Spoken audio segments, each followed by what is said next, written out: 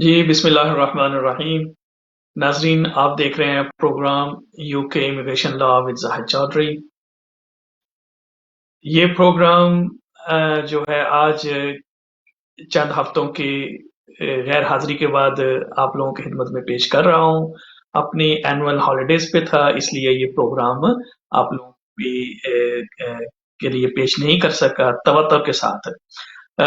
I'm back on my desk, so hopefully now you will watch UK Immigration Law with Zahid Chaudhry as usual uh, every Thursday 6 बजे UK के time के मुताबिक। ये programme दोबारा से repeat कर देता हूँ क्योंकि 4-5 वीक के बाद ये प्रोग्राम हो रहा है। जिन मेरे दोस्तों ने, कदरदानों ने अभी दोबारा मुझे ज्वाइन किया है कि ये प्रोग्राम जो है ये आप लोगों के सवालात की रोशनी में तरतीब देता हूँ। जो सवालात आप मुझे मुख्तलिफ ज़राए से पूछते हैं, मेरी कोशिश ये होती है कि इस प्रोग्राम के तवज्जुह से उनके जवाबात आपको डिटेल में दूँ ताकि आपको अच्छा मेरी वो आदत नहीं है कि मैं जल्दी-जल्दी आपको सिर्फ़ एक लाइन करके वो क्योंकि उससे फिर तशनगी रह जाती है। जिसने सवाल भेजा होता है उसको भी समझ नहीं आती कि क्या जवाब मिला है या नहीं मिला। इसलिए मेरी कोशिश ये होती है कि डिटेल के साथ आपको उस चीज़ का जवाब जो है वो दिया जाए। आप carry on sending your question. आपको पता है आप व्हाट्सएप के ज़रिए, ईमेल्स के ज़रिए, आप मेरे नंबर इसके ऊपर स्क्रीन के ऊपर आ रहा होता है, उसके ज़रिए आप जो है वो मुझे अपना सवाल भेज सकेंगे और आने वाले एपिसोड में आपका सवाल जो है वो शामिल किया जाए। इसके अलावा जो भी नई अपडेट्स होती हैं आप लोगों के सामने मैं रखता हूँ। अच्छा, ऑल्दो कि हमने इस पे लिखा हुआ है कि UK immigration laws with Zahid Chaudhry, तो इमिग्रेशन के अलावा भी ये एक इमिग्रेशन है, फिर असाइलम है, फिर नेशनैलिटी है, ह्यूमन राइट्स हैं, यानी इनके अलावा फिर जो फैमिली लॉज़ हैं, जिसमें डिवोर्स हैं, बच्चों के मामलात हैं, जो भी आप सवाल पूछना चाहें यूके के किसी कानून के बारे में भी, तो प्लीज़ फ़ील फ्री। मैं बड़ी मुश्किल से ये वक़्त निकालता हूँ आप लोगों के लिए, तो मैं चाहता हूँ कि आप मेरे इस वक़्त का भरपूर तरीके से जो है वो फ़ायदा उठाएँ। प्रोग्राम का बाकायदा आगाज़ करने से पहले अगेन जो लोग प्रोग्राम देख रहे हैं और जिन्होंने अभी तक मेरा यूट्यूब चैनल ज़ेडएमसी टीवी सब्सक्राइब नहीं किया, उनसे दरख़्वास्त है, रिक्वेस्ट है कि वो मेरा ज़ेडएमसी टीवी यूट्यूब चैनल जो है उसको सब्सक्राइब कर लें, ताकि आने वाली तमाम लेटेस्ट वीडियो जो है लॉ से रिलेटेड वो आप लोगों तक सबसे पहले पहुँच जाएँ और ना सिर्फ़ आपको बल्कि आपके फैमिली मेंबर्स को, आपके दोस्तों को भी उसका फ़ायदा हो जाए। आज का ये जो प्रोग्राम है, ये जो सेशन है, ये आप लोगों के सवालात की रोशनी में है क्योंकि कुछ वीक से ये सवालात जमा हुए हैं। कोशिश करूँगा जितने सवालात जो हैं वो आप इस प्रोग्राम में रख सकूँ, वो आप लोगों के सामने हो जाए। अच्छा, पहला सवाल की तरफ चलते हैं जी। किसी मोहतरमा ने ये सवाल पूछा था कि जी उनकी जो बेटी यूके में थी पहले और वो किसी रिलेशनशिप में थी, उस रिलेशनशिप में जो है वो उसका बेबी बॉर्न हुआ और उसके बाद उनकी बेटी ने डिसाइड किया कि she wants to go back. अब वो बच्चा जो है वो टीनेजर है, 14-15 साल उसकी एज है, तो उन्होंने सवाल ये पूछा कि जी हम अब इस बच्चे की नेशनैलिटी के लिए कब अप्लाई कर सकते हैं और कैसे कर सकते हैं? तो देखें जो नेशनैलिटी लॉज़ हैं वो बहुत ही ट्रिकी और बड़े किस्म के कॉम्प्लेक्स लॉज़ जो हैं वो मौजूद हैं। पहली बात तो ये है, मेनली ये है कि जिस वक़्त बेबी बॉर्न हुआ है, ज़्यादातर केसेज़ में ये है कि अगर बेबी का one of the parents, mother या फादर जो है, अगर वो ब्रिटिश होंगे, तो बेबी जो है वो ब्रिटिश होगा। अगर बाप या माँ जो है उन दोनों में से कोई भी ब्रिटिश नहीं है या उनके पास इंडेफिनिट लीव टू रिमेन नहीं है, तो फिर ये बच्चा ऑटोमैटिकली ब्रिटिश नहीं हो जाएगा। तो वो मोहतरमा जिन्होंने सवाल किया, उन्होंने बताया कि जी कि बच्चे का ना तो फादर जो है वो ब्रिटिश था और ना ही जो है वो मदर ब्रिटिश थी at the time of birth. तो ऐसी सूरत-ए-हाल में अच्छा लोगों के ज़हन में कन्फ्यूजन क्या होती है? जैसे अमेरिकन लॉज में ये है कि अगर बच्चा बॉर्न हो गया अमेरिका के अंदर तो उसको अमेरिकन सिटीजनशिप जो है वो मिल गई। ऐसा यहाँ पे होता था यूके के अंदर भी, लेकिन अब नहीं होता। ठीक है। ये जो अब नेशनैलिटी लॉज जो है वो चेंज हुए 81 में। उसके बाद से ये है कि नेशनैलिटी के लिए रिक्वायरमेंट है। अब उसके लिए पहली रिक्वायरमेंट जो मैंने बता दी है कि हाँ, अगर बच्चे की पैदाइश के वक़्त उसके दोनों वालिदैन में से किसी एक के पास ब्रिटिश नेशनैलिटी या इंडेफिनिट लीव टू रिमेन मौजूद है, तो वो बच्चा जो है फिर ब्रिटिश होगा। अदरवाइज स्टेट वे नहीं। आप आगे चलेगा तो अगर स्टेटलेस है तो हो सकता है 5 साल के बाद, या अगर उसको यहाँ पैदा हुआ है और 10 साल उसने गुजार लिए हैं तो फिर उसको नेशनैलिटी मिल सकती है, या किसी स्टेज के ऊपर उनके पेरेंट्स में से किसी की को इंडेफिनिट मिल जाता है तो फिर वो अप्लाई कर सकते हैं नेशनैलिटी के लिए वो बच्चा। लेकिन स्टेट वे नहीं है। स्टेट वे जो ब्रिटिश नेशनैलिटी है उसको लेने के लिए ज़रूरी है कि जी आप यानी बच्चे के वालिदैन में से किसी एक का ब्रिटिश होना ज़रूरी है। आई होप कि जिन्होंने ये सवाल किया था मैंने उनका जवाब काफ़ी डिटेल से दे दिया है। फिर भी अगर तशनगी रह जाए तो आप मुझे मेरे कॉन्टैक्ट नंबर पे फ़ोन करके मुझसे राब्ता कर सकते हैं और मैं कोशिश करूँगा कि आपके और भी कोई क्वेरीज़ हों तो उनको जवाब। चलते हैं जी अपने अगले सवाल की तरफ। ये सवाल जो है, ये सवाल है जी कि ये भी किसी मोहतरमा का सवाल था। उन्होंने कहा कि जी वो यहाँ पे as a dependent of tier 2 आई थीं और उसके बाद वो वापस चली गई और किसी वजह से वो मैरिज वर्कआउट ना हो गई और उनका जो बीआरपी वगैरह जो है वो भी उनके अपने पास नहीं है, तो वो अब किसी और कैटेगरी में अप्लाई करना चाहती हैं। तो उन्होंने कहा कि ये अब जो उसका डिवोर्स हो चुका है या जो बीआरपी का है, तो ये उनकी किसी और कैटेगरी के लिए कोई मसला तो नहीं क्रिएट कर सकता। देखिए, टेक्निकली ये है कि जब आप कोई भी एप्लीकेशन करते हैं, तो वो आपसे आपकी इमिग्रेशन हिस्ट्री पूछते हैं, ठीक है? तो उसमें आपको बताना पड़ता है कि आप पहले आए थे, फिर आप अपने वीज़े के दौरान ही वहाँ से चले गए। इसके अलावा अगर कोई आपकी रिक्वायरमेंट है, क्योंकि जैसे आपने कहा जी कि वो अब शादी डिवोर्स हो चुकी है, तो जो आपकी एप्लीकेशन होगी उसमें वो आपका मैरिटल स्टेटस पूछेंगे कि what is your marital status at the time of your this new application. तो उसमें अगर आप बता देते हैं कि आप डिवोर्स हैं, तो आपने वो चीज़ जो है वो डिस्क्लोज़ कर दी है कि आप हैं। लेकिन फिर भी अगर आप समझती हैं कि उस सूरत-हाल में आप ये कर सकते हैं कि होम ऑफिस को एक ईमेल लिख सकते हैं और उसमें आप अपने सर्कमस्टांसेस जो हैं वो आप उनको बता सकते हैं कि जी ये मेरे सर्कमस्टांसेस हैं और ये मेरे साथ हुआ था। तो वो ये कोई इतनी इम्पोर्टेंट बात नहीं है। जैसे मैंने कहा है कि आप जब भी नई एप्लीकेशन करेंगे उस पे आप अपना जो है वो अ, करेंगे अपनी जो भी चीज़ें हैं वो डिस्क्लोज़ करेंगे। उसपे आप देखेंगे तो आप जो उन्होंने फॉर्म बनाया हुआ है क्वाइट कॉम्प्रिहेंसिव है, तो उसमें सारी आपकी जो इमिग्रेशन हिस्ट्री है, वो आ जाती है कि आपने कैसे करना है, क्या करना है और किस तरह से आपने करना है। अच्छा जी, ये भी मेरे ख़्याल में I answer all question this answer of this question. चलते हैं जी अपने अगले सवाल की तरफ। अच्छा ये देखें कि ये जो है ये भी क्योंकि अनफॉर्चुनेट है लेकिन ये भी फैमिली लॉ के हवाले से ये सवाल है। तो बात ये है कि देखें, अगर आपकी ये सवाल ये है कि जी अगर शादी हुई हुई है लेकिन एंटी क्लीयरेंस के लिए अप्लाई नहीं किया और क्या अब अगर वो बाद में अगर अप्लाई नहीं किया तो क्या दूसरी शादी करने के लिए पहले डिवोर्स की ज़रूरत होगी या नहीं? क्वाइट कॉम्प्लेक्स इश्यू है लेकिन ये बड़ा इम्पोर्टेंट इश्यू है। देखें, आप जब भी एंट्री क्लीयरेंस के लिए आप अप्लाई करते हैं, तो उसमें ये जो रिक्वायरमेंट है उसकी वो ये है कि आपने एक वैलिड मैरिज जो है वो कॉन्ट्रैक्ट की है, यानी आप एक वैलिड मैरिज आपने की हुई है।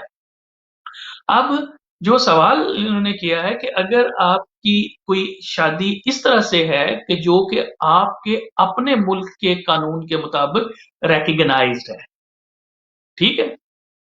तो वो उस शादी का कानूनी तरीके से ही डिसॉल्व होना बहुत ज़रूरी है। अगर आप कानूनी तरीके से शादी को डिसॉल्व नहीं करेंगे, तो इसका मतलब ये है कि you are not free to marry for your with your second spouse, कि आप सेकंड स्पाउस के साथ शादी करने के लिए फ्री नहीं थे। तो ऐसी सूरत हाल में जो है वो आप की जो एप्लीकेशन है वो सिर्फ इसी ग्राउंड पर, क्योंकि उसमें फिर अगेन जो मैं पहले सवाल पूछने वाले से कह रहा था कि वो आप सवालात उन्होंने इस तरीके से फ्रेम किए होते हैं कि वो सारी इंफॉर्मेशन आपको देनी पड़ती है कि आपने पहले शादीशुदा तो नहीं है, हैं तो फिर डिवोर्स के डॉक्यूमेंट लगाएं, कब शादी हुई, कब डिवोर्स हुई, तो बहुत सारी डिटेल्स जो है वो देनी पड़ती हैं। तो इसलिए बेहतर यह है कि अगर शादी जो है वो आपके कानून के मुताबिक रजिस्टर है, तो फिर आप क्या कर सकते हैं कि फिर आप उसको डिसॉल्व किए बगैर दूसरी शादी नहीं कर सकते। ठीक है जी। बहुत शुक्रिया जनाब जिन्होंने भी ये सवाल पूछा था। आई होप आई ये आंसर। अच्छा, दूसरा अब चलते हैं जी अगले सवाल की तरफ। ये सवाल भी अनफॉर्चुनेट है जी। उन्होंने कहा कि वो जनाब इस कंट्री में आई स्पाउस वीज़े के ऊपर, लेकिन हस्बैंड का जो रवैया है वो ऐसा ठीक नहीं है। बाकी अपनी बहन-भाइयों के साथ तो बड़ी प्यार-मोहब्बत से पेश आता है, लेकिन मेरे साथ तो बात भी नहीं करता, और इस तरह से बड़े मामला जो है उन्होंने खराब रखे हुए हैं। और जब भी कोई बात होती है तो वो कहते हैं कि जी अभी तक आपके पास वीज़ा नहीं है तो हम आपको वापस भेज देंगे। तो इन्होंने कहा कि इनका एक बच्चा भी है, तो इनके लिए क्या कोर्स ऑफ एक्शन जो है वो अवेलेबल है। देखें बात तो ये सिंपल सी है कि आपको ज़्यादा परेशान होने की ज़रूरत नहीं है। अगर आप के पास आपका इस शादी से आपका बच्चा है जो कि ब्रिटिश नेशनल है, तो उस बच्चे की वजह से भी आपको यूके की रेज़िडेंसी जो है वो मिल सकती है, और बल्कि मिल जाएगी। इसमें मैंने आज तक रिफ्यूज़ल नहीं देखा, इसलिए आपको परेशान होने की ज़रूरत नहीं है। अगर आप ये होम ऑफिस को साबित कर सकते हैं कि you have a genuine and subsisting parental relationship with a British citizen child और क्वालिफाइंग चाइल्ड, तो यानी क्वालिफाइंग चाइल्ड वो है जो 7 साल से इस कंट्री में रह रहा है। तो ऐसी सूरत हाल में आप जो है वो इंटाइटल हैं कि आपको पेरेंट्स रूट पे आपको जो है वो 2.5 ईयर का वीजा आपको मिल सकता है। ये मैं अक्सर लोगों से ये कहा करता हूँ कि देखें ये जो डोमेस्टिक वायलेंस, अब्यूज और ये थ्रेटनिंग के जी आपको वापस भेज देंगे, वो आप उसको सफर ना करें। Don't suffer in silence. आपको यूके के जो इमिग्रेशन लॉज हैं उसमें आपके लिए बहुत सारी रेमेडीज मौजूद है। ये जो बच्चे वाली बात है ये तो मैंने आपको एक रेमेडी बताई है आपको, ये तो एक रेमेडी है, इसलिए कोई आपको वापस नहीं भेज सकता। आप अगर खुद जाना चाहें तो वो आपकी मर्जी है, लेकिन ब्रिटिश सिटीजन चाइल्ड जो है उसके पेरेंट को होम ऑफिस जो है वो वापस नहीं भेजेगा। इसलिए जिन मोहतरमा ने ये सवाल किया है उनसे मेरी सिर्फ गुजारिश ही ये है कि आपको परेशान नहीं होना। हालात का जो मुकाबला है वो सख्त करना पड़ता है, ठीक है? लेकिन अब्यूज़ सहना कोई लाइफ़ नहीं है, ठीक है? तो अगर आपको ये थ्रेट किया जाता है कि जी आपको वापस भेजाएँगे, तो मैंने बड़ा क्लियरली आपको बता दिया है कि आपकी जो सर्कमस्टांसेस आपने बताए हैं, ऐसी मौजूदा सूरत-ए-हाल में आपको वापस नहीं भेजा जा सकता। आप यहाँ ही रहेंगे। इसके अलावा भी और भी बहुत सारी रेमेडीज़ हैं, ये सिर्फ़ मैंने आपको एक बता दी है, फिर भी अगर आप इन डिटेल्स जो है वो चेक करना चाहती हैं, मेरे साथ आप फ़ोन कर लें मुझे और ये आप लोगों का प्रोग्राम है, आप लोगों के फ़ायदे के लिए कर रहा होता हूँ, तो मुझे ये थोड़ी सैटिस्फैक्शन भी हो जाती है कि जिस मकसद के लिए ये प्रोग्राम मैं कर रहा होता हूँ, वो मकसद जो है, वो इस तरीके से पूरा हो रहा होता है कि जी लोग जो हैं वो अपने सवालात जो हैं वो अ, हो रहे होते हैं। तो उम्मीद करता हूँ जी कि ये इस सवाल का जवाब भी हो गया है। चलते हैं जी अब अगले सवाल की तरफ। अच्छा, अगला सवाल जो है वो ये वैसे एक है जी कि देखें ये है कि जो फैमिली मेंबर हैं ईयू नेशनल्स के, उनका जो 5 ईयर रेज़िडेंसी है वो कहाँ से स्टार्ट होती है, ठीक है? तो याद रखिएगा कि जिन लोगों के पास फैमिली अ फैमिली मेंबर्स हैं, यानी वो स्पाउस हैं, ठीक है? तो उसका जो 5 इयर्स हैं, वो स्टार्ट होते हैं when they started living together, ठीक है? When they started living together, ठीक है? ऐसा नहीं अब देखें शादी हो गई, शादी के बाद दे स्टार्टेड लिविंग टुगेदर, उसके बाद उन्होंने एप्लीकेशन की, होम ऑफिस ने उसके ऊपर 6 महीने, 8 महीने, साल लगा दिए, ठीक है? और उसके बाद उनको जो है वो 5 ईयर का कार्ड जो है वो उन्होंने भेज दिया। अब सवाल ये है कि वो 5 जो है जो 5 इयर्स क्वालिफाइंग पीरियड है वो कहाँ से स्टार्ट हुआ? तो वो जिस दिन उन्होंने साथ रहना शुरू किया, ये फैमिली मेंबर्स के लिए। एक्सटेंडेड फैमिली मेंबर्स के जो 5 साल हैं, वो उस वक़्त शुरू होंगे जब उनको पहली दफ़ा जो है वो वीज़ा मिला यानी रेज़िडेंस कार्ड मिला, उस दिन से। ये फ़र्क ज़रा जो है वो ज़हन में रख लीजिएगा कि जो फैमिली मेंबर्स हैं यानी जो स्पाउस है, उसके 5 साल शुरू हो जाएँगे उस वक़्त से जिस दिन उन्होंने साथ रहना शुरू किया। अच्छा इसमें एक चीज़ जो है वो ये उसमें वीज़े की कंडीशन नहीं है कि उस स्पाउस के पास वीज़ा था या नहीं था। एक यूरोपियन सिटिज़न है, उसके साथ शादी हो गई, इकट्ठा रहना शुरू कर दिया, टाइम शुरू हो गया, ठीक है? लेकिन एक्सटेंडेड फैमिली मेंबर्स जो हैं, उनके लिए जो है वो टाइम उस वक़्त शुरू होगा, जिस वक़्त जो है उनको पहली दफ़ा रेज़िडेंस कार्ड इश्यू होता है, उस डेट से उनको होगा। ठीक है जी? आई होप कि ये सवाल जो है, ये भी इसको हमने कर लिया। फिर एक और सवाल था जी कि अगर उनके कोई अज़ीज़ हैं जी, वो उनकी हेल्थ जो है वो इस तरह से है, वो व्हीलचेयर पे है और वो अ, उनको 24 आवर्स उनको केयर की ज़रूरत है, तो क्या वो किसी कैटेगरी में यूके में आ सकते हैं? देखें इ इसके यूके के जो इमिग्रेशन लॉज़ हैं, उसमें एक कैटेगरी है जिसको हम कहते हैं डिपेंडेंट रिलेटिव कैटेगरी, ठीक है जी? अगर आप का कोई भी रिलेटिव जो है, वो आपके ऊपर डिपेंडेंट है और एक्सेप्शनल सर्कमस्टेंसेस में रह रहा है, तो येस अ, ही और शी कैन अप्लाई, ठीक है?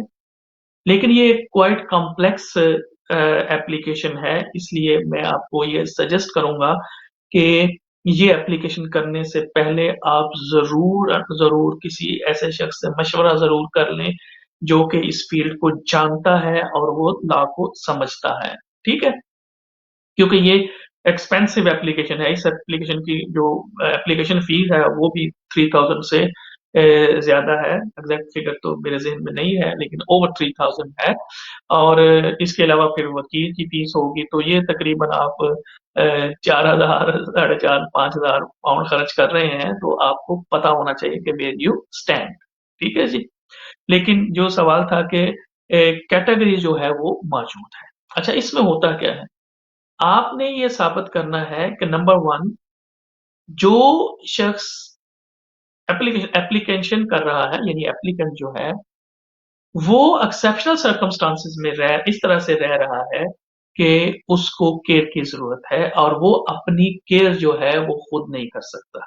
इसमें बहुत सारी चीज़ें आ जाती हैं कि वो शख्स जो है वो अपनी मेडिकेशन नहीं ले सकता, अपनी पर्सनल हाइजीन नहीं कर सकता, अपने लिए कुकिंग नहीं कर सकता और फिर रोज़मर्रा के और जो हाउसहोल्ड चोर्स हैं वो नहीं कर सकता। तो ऐसी सूरत-ए-हाल में वो क्या करेगा कि वो फिर उसको अब ये एक उसका एक कंपोनेंट है। पहली बात तो ये वो खुद नहीं कर सकता। फिर दूसरी बात ये है, अगर यहाँ से जो बंदा स्पॉन्सर कर रहा है, अगर वो उसको पैसे भी भेजे, तो फिर वो वहाँ से भी अपने लिए केयर अरेंज नहीं कर सकता। 2 चीज़ें और तीसरी चीज़ कि उसका और कोई वहाँ पे केयर करने वाला मौजूद नहीं है। ठीक है जी। 3 चीज़ें कि वो अपनी लुक आफ्टर खुद नहीं कर सकता। नंबर 2 जो स्पॉन्सर अगर पैसे भेजता है तो उससे भी वो केयर जो है वो अरेंज नहीं हो सकती और नंबर 3 जो है वो कि जो उसका और कोई लुक आफ्टर करने वाला उस कंट्री में मौजूद नहीं है। ये फिर जो इसका दूसरा हिस्सा है कि जी ये जो स्पॉन्सर है वो इस पोजीशन में है कि वो इस एप्लीकेंट को अपने लिए उसके खाने-पीने का बंदोबस्त जिसको हम मेंटेनेंस कहते हैं, वो भी उसकी कर सकता है और अकोमोडेशन और उसके पास उसको रखने के लिए जगह भी मौजूद है और वो इस एप्लीकेंट के लिए किसी किस्म के कोई बेनिफिट जो है वो क्लेम नहीं करेगा। तो ऐसी सूरत-ए-हाल में बहुत सारी आप देख लें कि स्पॉन्सर जो यहाँ से स्पॉन्सर कर रहा है, उसकी भी सारी जो सर्कमस्टांसेस हैं वो भी उसके भी डॉक्यूमेंटेशन आपको करनी पड़ेगी, यानी स्पॉन्सर की आप कि उसकी इनकम कितनी है, फिर उस इनकम के साथ उसकी इनकम और एक्सपेंडिचर्स का चार्ट बनेगा कि उसके पैसे आते कितने हैं, खर्च कितने होते हैं। फिर ये देखा जाएगा कि उसके अपने खर्चे के बाद क्या उसके पास ऐसे अमाउंट बचती है कि जिससे वो एप्लीकेंट जो है वो उसको भी मेंटेन कर सकता है या नहीं है। ठीक है जी? तो ये भी जो है बहुत ज़रूरी है आपने अपने ज़हन में रखना है। इस तरह से जो बंदा आ रहा है ये जिस तरह जिन्होंने सवाल किया था, तो ऑब्वियसली अगर कोई शख्स जो है वो व्हीलचेयर बाउंड है तो उसकी कंडीशन देखी जाएगी कि वो क्या है। तो ऐसी सूरत-ए-हाल में बेहतर है कि उनका जो कंसल्टेंट है, जो डॉक्टर है उनसा उससे एक कम्प्रिहेंसिव रिपोर्ट बनाई जाए, ठीक है? कि जिसमें वो बताए पूरा यानी वो 2 लाइनें वाला नहीं है कि ये बंदा जी हमारे मैंने देखा है और ये सारा। यानी पूरी एक कम्प्रिहेंसिव रिपोर्ट बनाई जाए कि ये जो पेशेंट है इसको कौन-कौन सी जो डिज़ीज़ेज़ हैं, जो कौन-कौन सी बीमारियाँ जो हैं वो लाहक हैं और फ्यूचर में उसका क्या प्रोग्नोसिस है कि वो बढ़ेंगी, कम होंगी, क्या होगा? और फिर सारी उसकी जो केयर रिक्वायरमेंट जो है वो क्या है? ये सारा एक कॉम्प्रिहेंसिव सा अगर आप उसकी मेडिकल रिपोर्ट बना लेते हैं, तो उससे ये होगा कि एक अच्छा एप्लीकेशन जो है वो फाइट किया जा सकता है। जैसा तो मैंने शुरू में कहा कि ये थोड़ी डिफ़िकल्ट कैटेगरी है और होम ऑफिस बड़ा रिलक्टेंट है इस कैटेगरी में वीज़ा देने में लेकिन उनका होता है कि अच्छा एक बीमार शख्स है यहाँ पे आएगा और ये हो सकता है हम पे ऊपर ही बोझ बनना शुरू कर दें। तो वो ये थोड़ा सारी चीज़ें जो हैं वो आप लोग देखेंगे तो फिर जो है वो आप लोगों को ये बात जो है वो समझ आएगी। इसके अलावा जो है वो फिर ज़रा मुश्किल जैसा मैंने कहा है कि क्योंकि ये एक्सपेंसिव एप्लीकेशन है अगर एप्लीकेशन करें ना for the sake of application इसके ऊपर पहले पूरी अच्छी तरीके से प्लान करें और फिर उसके बाद जो है वो एप्लीकेशन जो है वो आप करेंगे तो फिर ही उसमें एक आई होप कि इसका जो जवाब है वो भी मैंने आपको दे दिया है। अच्छा जी, तीसरा नेक्स्ट क्वेश्चन जो है आज कोशिश कर रहा हूँ जितने ज़्यादा से ज़्यादा मैं क्वेश्चन दे सकूँ। तो वो क्वेश्चन जो है वो असाइलम के बारे में है जी। अ, सारे फैक्ट्स जो हैं वो तो बताने वाले ने नहीं बताए लेकिन वो कहता है जी कि मैं क्या यूके में असाइलम क्लेम कर सकता हूँ। जी, बिल्कुल असाइलम क्लेम करने से कोई आपको रोकता नहीं है जनाब, आप बिल्कुल आपका राइट है। लेकिन असाइलम पहले आप समझ लें कि असाइलम होता क्या है। इसके ऊपर किसी दिन पूरा सिर्फ़ असाइलम के ऊपर ही प्रोग्राम कर लूँगा ताकि असाइलम का जो लॉ है उसको समझने वाले जो हैं वो उसको समझ सकें। लेकिन क्योंकि ये एक स्पेसिफिक क्वेश्चन है जो कि शायद से वो क्या असाइलम हो सकता है।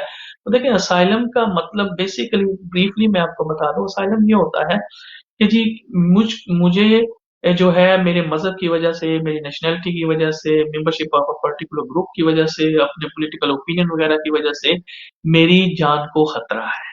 अगर आप मुझे वापस भेजेंगे तो मेरी जान को खतरा है। तो जान को खतरा है, ये जो क्वालिफाइंग रीज़न है, जो मैंने बताया है रंग, नस्ल, मज़हब, membership of a particular group और पॉलिटिकल ओपिनियंस इनमें से अगर किसी की वजह से आपको जान का खतरा है और आप अपने मुल्क में जो अथॉरिटीज़ हैं, जो पुलिस है और जो लॉ एनफोर्समेंट वाली एजेंसीज़ हैं, उनसे आपको किसी किस्म की कोई प्रोटेक्शन नहीं मिल रही, कोई हेल्प नहीं मिल रही, कोई मदद नहीं मिल रही, तो फिर आप जो हैं वो एंटाइटल हैं कि वो आप असाइलम क्लेम कर सकते हैं।